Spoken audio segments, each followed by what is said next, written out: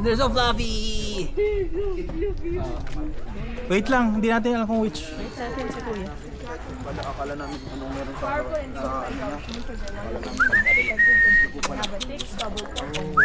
Alex, look here. You can go. You can go. Malamute po yung malalaki, tapos yung white po, Japanese Akita. So let's touch. Up go, you can touch this one.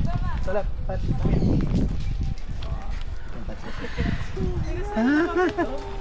Gusto niya magpapet. Pag sinabi niyo pong touch, tapos ganito niyo kamay mo, nalapit talaga to. Pangalan niya si Kulot, Pinoy. Dito na yung pinanganak eh. Tapos ito po, si Tara, then ito naman si Casper. Tapos ayun si Bandit, yung malaki namin yun. Ba't nakahiwalay siya? Sir, pares lalaki to. Ah, dalawang lalaki. Alam natin pag lalaki, pag Oh, alpha. Opo. Naka-aircon sila 24/7. Pag nainitan sila, doon lang sila. Nagkukusa sila. Opo. Lumalabas yung pag umuulan. O hindi. Sir, naglalaro. Pag nasa, Kaya ang puputik ng mga yan. hindi mo na pa maliligo. Kaya pag bagong ligo yung mga yan, hindi namin agad nilalagay dito. Tama, Nagulong. dudumi. Hinantay namin matuyo. Mabait yan ma'am, si Casper.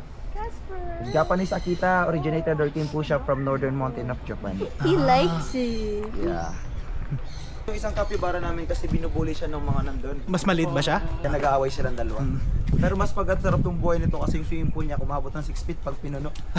Sa regilin niya. Oo.